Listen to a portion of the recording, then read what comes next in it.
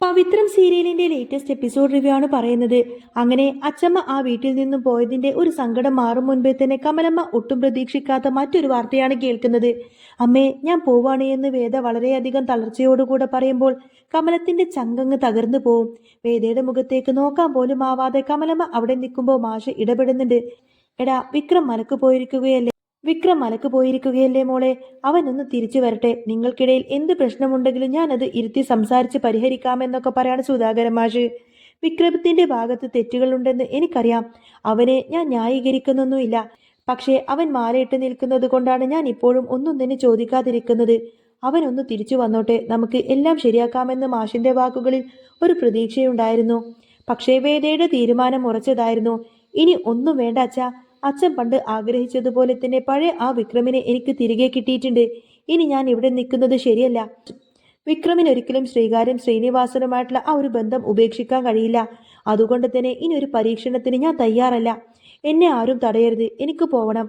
വേദയുടെ ആ വാശിക്ക് മുന്നിൽ സുധാകരൻ മാഷ് പോലും തോറ്റുപോയി.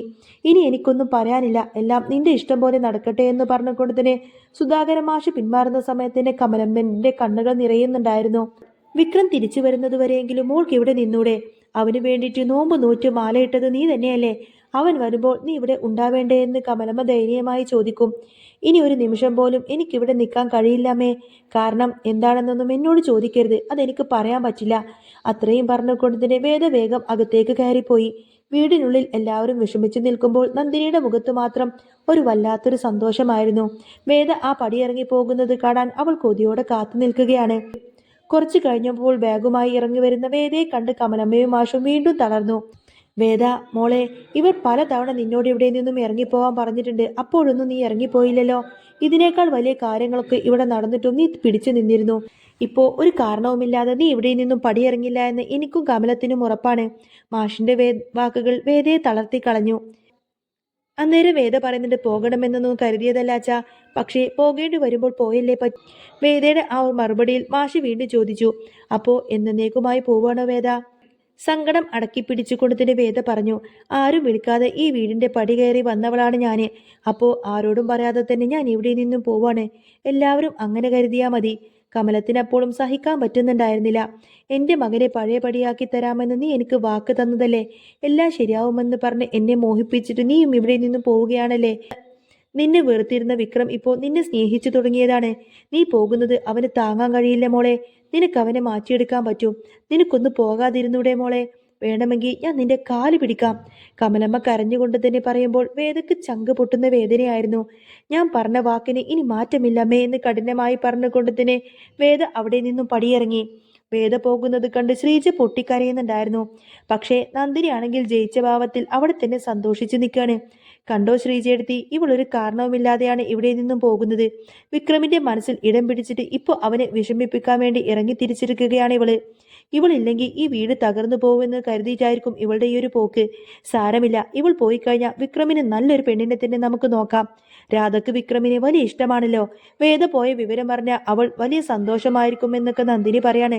നന്ദിനിയുടെ സംസാരം കേട്ടിട്ട് ഒന്നും മിണ്ടാതെ വിനായകനും ശ്രീജയും അകത്തേക്ക് പോയി. എന്നാൽ ഇതൊന്നും തന്നെ അറിയാതെ വിക്രം മലയിൽ ഭഗവാനോട് പ്രാർത്ഥിക്കുകയായിരുന്നു. വേദയുടെ മനസ്സിലുള്ള ആ പ്രശ്നം എന്തായാണെങ്കിലും അതൊന്ന് തീർത്തു കൊടുക്കണേ ഭഗവാനെ. അവളോടൊപ്പം ഒരു നല്ല ജീവിതം എനിക്ക് തരണേ.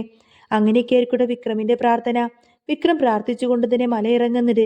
വീട്ടിലേക്ക് തിരിച്ചെത്തിയ വേദയെ കണ്ട് ശ്രീകാന്ത് അമ്മരുന്നു. നീ പറഞ്ഞ വാക്ക് പാലിച്ചല്ലേ വേദ? എനിക്ക് സംശയമുണ്ടായിരുന്നു നീ ഇങ്ങോട്ടേക്ക് തിരിച്ചു വരുമോ എന്ന്. ഞാൻ അച്ഛനോടും അമ്മയോടൊക്കെ നീ വരുന്ന കാര്യമൊന്നും പറഞ്ഞിട്ടില്ല. അവരെ നമുക്ക് ഞെട്ടിക്കണമെന്നും പറഞ്ഞു കൊടുത്തിന് ശ്രീകാന്ത് സന്തോഷത്തോടു കൂടത്തിന് അകത്തേക്ക് വിളിച്ചു. ശങ്കരനാരായണൻ വന്നു നോക്കുമ്പോൾ ബാഗുമായി നിൽക്കുന്ന വേദയെ കണ്ട് ഞെട്ടിപ്പോവാണ്. ഇനി അങ്ങോട്ടേക്ക് തിരിച്ചു പോകാൻ തന്നെയല്ലേ വന്നത് എന്ന് ശങ്കരനാരായണൻ ചോദിക്കുമ്പോൾ വേദയ്ക്ക് ദേഷ്യം വന്നു. എന്താ, എനിക്ക് ഇങ്ങോട്ടേക്ക് വരാൻ പാടില്ലേ? ഇഷ്ടപ്പെട്ടില്ല എങ്കിൽ ഞാൻ ഇപ്പൊ തന്നെ പോയിക്കോളാമെന്ന് വേദ കടുപ്പിച്ചു പറഞ്ഞു. വേദ മുറിയിലേക്ക് പോയപ്പോൾ ശങ്കരനാരായണൻ ശ്രീകാന്തിനോട് പറഞ്ഞു, അവർക്കിടയിൽ എന്തോ വലിയ പ്രശ്നം നടന്നിട്ടുണ്ട് ശ്രീകാന്തേ. ഇല്ലെങ്കിൽ ഒരിക്കലും വേദ എല്ലാം ഉപേക്ഷിച്ചിട്ട് ഇങ്ങോട്ടേക്ക് തിരികെ വരില്ല എന്ന് പറയും. പക്ഷേ പത്മത്തിന് ഭയങ്കര അധികം സന്തോഷമായിരിക്കും. എന്റെ മോൾക്ക് തിരിച്ചു വരാൻ ഇപ്പോഴെങ്കിലും തോന്നിയല്ലോ, ഇനി ഒരിക്കലും അങ്ങോട്ടേക്ക് പോകരുത് എന്ന് പത്മം പ്രാർത്ഥിക്കുമ്പോൾ ശ്രീകാന്തും അത് ശരിവെച്ചു. ഇനി അവൾ ഒരിക്കലും ഇവിടെ നിന്നും തിരിച്ചു പോകില്ലമ്മേ. ആ വിക്രമിന്റെ സ്വഭാവമൊക്കെ അവൾക്കിപ്പോൾ നന്നായിട്ട് തന്നെ മനസ്സിലാക്കിയിട്ടുണ്ട്. ഇനി പഴയ വേദയെ നമുക്ക് തിരിച്ചു കിട്ടുമെന്ന് ശ്രീകാന്ത് വല്ലാത്തൊരു ആത്മവിശ്വാസത്തിൽ പറഞ്ഞ് അവിടെ നിന്നും പോയി. ഈ സമയം വിക്രം വീട്ടിലേക്ക് തിരിച്ചെത്തിയിരുന്നു. കമലമ്മയും മാഷും ആകെ തളർന്നിരിക്കുന്നത് കണ്ടുകൊണ്ടതിന് അവൻ കാര്യം തിരക്കി. അമ്മേ, ഒരു ചായ എടുക്ക്, നല്ല ക്ഷീണമുണ്ട്. ഇതെന്താ ആരുടെ മുഖത്തൊരു സന്തോഷമൊന്നുമില്ലാത്തത്? മാഷ് ഇടറിയ ശബ്ദത്തിൽ തന്നെ പറഞ്ഞു. അത് നിന്റെ മോനെ വിക്രം, വേദ ഇവിടെ നിന്ന് പോയി എന്ന് പറയും. എന്നാൽ വേദ പോയി എന്നറിഞ്ഞതോടുകൂടി തന്നെ വിക്രം ആകെ തളർന്നു പോയി. എന്ത്, വേദ പോയോ? എന്തിന്? കമലമ്മ കരഞ്ഞുകൊണ്ട് പറഞ്ഞു. അതേ മോനെ, അവൾ ബാഗും എടുത്ത് ഇവിടെ നിന്നും ഇറങ്ങിപ്പോയി. ഇനി ഒരിക്കലും ഇങ്ങോട്ടേക്ക് തിരിച്ചു വരില്ലെന്നാ തോന്നുന്നത്. ഞങ്ങൾ എത്ര പറഞ്ഞിട്ടും അവൾ അതൊന്നും തന്നെ കേൾക്കാൻ നിന്നില്ല. അന്നേരം വിക്രം ആലോചിച്ചു. അവൾ അങ്ങനെ പോകുകയൊന്നുമില്ലമ്മേ. ഇതിന് പിന്നിൽ എന്തോ ഒരു കാരണമുണ്ട്. എനിക്കത് കണ്ടുപിടിച്ചേ പറ്റൂ എന്ന് പറയും. ശ്രീജയും വിക്രമിനെ പിന്തുണച്ചു. ആരോ അവളെ കൊണ്ട് നിർബന്ധിച്ച് ചെയ്യിപ്പിച്ചതാണെന്നാ വിക്രം എനിക്ക് തോന്നുന്നത്. വിക്രം വാശിയോട് പറയുന്നുണ്ട്. അവളുടെ മനസ്സിൽ എന്താണെന്ന് ഞാൻ അറിയും. അവൾ പോയതിന്റെ കാരണം അവളെ കൊണ്ട് തന്നെ ഞാൻ പറയിപ്പിക്കും. എനിക്ക് വേദയെ ഇപ്പൊ തന്നെ കാണണം, ഇപ്പൊ തന്നെ എനിക്ക് അവളോട് സംസാരിക്കണം എന്നൊക്കെ പറഞ്ഞ് വാശിയിലായിരിക്കട്ടെ വിക്രം. അങ്ങനെ അതും പറഞ്ഞുകൊണ്ട് തന്നെ വിക്രം പെട്ടെന്ന് തന്നെ വീട്ടിൽ നിന്നും പുറത്തേക്ക് ഇറങ്ങി. വിക്രം നേരെ ബൈക്കെടുത്ത് അവിടെ നിന്നും പാഞ്ഞത് വേദയുടെ വീട്ടിലേക്കായിരിക്കും. വഴി നീളെ അവന്റെ ഉള്ളിൽ ആ ഒരു പഴയ വാക്കുകളും വേദയുടെ മുഖവും മാത്രമായിരുന്നു. അവിടെ വേദയുടെ വീട്ടിലേക്ക് എത്തിയപ്പോൾ സങ്കടം ദേഷ്യത്തിന് വഴിമാറി. പടിവാതിൽക്കൽ വിക്രത്തിനെ കണ്ടതോടുകൂടി തന്നെ ശ്രീകാന്ത് അവനെ തടഞ്ഞു നിർത്തി. എടാ, എന്തിനാടാ നീ ഇങ്ങോട്ടേക്ക് വന്നത്? അവൾക്ക് നിന്റെ കൂടെ വരാൻ താല്പര്യമില്ലെന്ന് പറഞ്ഞല്ലോ. ശ്രീകാന്തിന്റെ പരിഹാസം കേട്ടുവെങ്കിലും വിക്രം അവനെ തള്ളിമാറ്റി അകത്തേക്ക് കയറി. മുറിയിൽ തളർന്നിരിക്കുന്ന വേദ വിക്രമിനെ കണ്ടതോടുകൂടി തന്നെ അവിടെ നിന്നും ഞെട്ടി എഴുന്നേറ്റു. വിക്രം, നീ എന്തിനാ ഇങ്ങോട്ടേക്ക് വന്നത് എന്ന് വേദ ചോദിക്കാണ്. വിക്രം ആകെ ഞെട്ടിപ്പോയി. നിന്റെ കൂടെ ഇനിയും വരാൻ എനിക്ക് വയ്യ എന്ന് അവൾ വിളിച്ചു പറഞ്ഞുവെങ്കിലും അവളുടെ കണ്ണുകളെല്ലാം തന്നെ നിറയുന്നുണ്ടായിരുന്നു. വിക്രം അവളുടെ കയ്യിൽ കയറി പിടിച്ച് തിരിച്ചു ചോദിച്ചു. വേദ, നീ ആരെയാണ് ഈ പേടിക്കുന്നത്? ആരെ പേടിച്ചിട്ടാണ് നീ ഈ വീട് വിട്ടിറങ്ങിപ്പോകുന്നത് എന്ന് ചോദിക്കും. എൻ്റെ അമ്മയുടെ കണ്ണ് നനയിച്ചിട്ട് നീ ഇറങ്ങിപ്പോകണമെങ്കിൽ അതിന് പിന്നിൽ ആരോ നിന്നെ ഭീഷണിപ്പെടുത്തിയിട്ടുണ്ട്. അതാരാണെന്ന് പറയാതെ ഞാൻ നിന്നെ ഇവിടെ നിന്നും പോവാൻ സമ്മതിക്കില്ല. അതാരാണെന്ന് എന്നോട് തുറന്നു പറയാതെ ഒരിക്കലും ഞാൻ ഇവിടെ നിന്നും പോവില്ല എന്ന് പറഞ്ഞ് വിക്രം ഇങ്ങനെ വാശിയിൽ നിൽക്കുമായിരിക്കും. അന്നേരം വേദ ഒന്നും മിണ്ടാതെ മുഖം തിരിച്ചു നിന്നു. ആ നിമിഷം തന്നെ പുറകിൽ നിന്നുകൊണ്ട് തന്നെ രാധയുടെ ഫോണിലേക്ക് ഒരു മെസ്സേജ് വന്നു. ആ സമയത്ത് തന്നെ രാധയുടെ ഫോണിൽ നിന്നും ഒരു മെസ്സേജ് വന്നു. നന്ദിനിയും രാധയും ചേർന്ന് നടത്തിയ ചില കളികളാണ് വേദയെ ഇതിന് പ്രേരിപ്പിച്ചത് എന്ന് വിക്രമിന് ബോധ്യപ്പെട്ടു.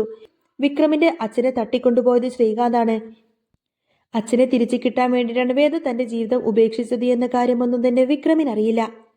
ഈ സത്യമെങ്ങാനും വിക്രം അറിഞ്ഞു കഴിഞ്ഞാൽ പിന്നെ ഒരിക്കലും ശ്രീയേട്ടനെ വെറുതെ വെക്കില്ല, ശ്രീയേട്ടന് ജീവനോട് വിടില്ല എന്ന കാര്യമെല്ലാം തന്നെ വേദക്കറിയാമായിരുന്നു. എന്നാൽ ഇതിനിടയിൽ തന്നെ രാധയും നന്ദിനിയും ചേർന്നുകൊണ്ട് തന്നെ ചില കളികളൊക്കെ കളിക്കുന്നുണ്ട് എന്ന കാര്യം വിക്രമിന് ബോധ്യപ്പെട്ടു. വിക്രം ചോദിക്കുന്നുണ്ട്, നിനക്കെന്നെ വിശ്വാസമില്ലേ വേദ? നമ്മൾ ഒരുമിച്ച് കണ്ട സ്വപ്നങ്ങൾ ഈ നിശബ്ദതയേക്കാൾ വിലയില്ലേ? വിക്രമിന്റെ ആ ഒരു ചോദ്യത്തിനു മുന്നിൽ വേദയുടെ നിയന്ത്രണം വിട്ടു.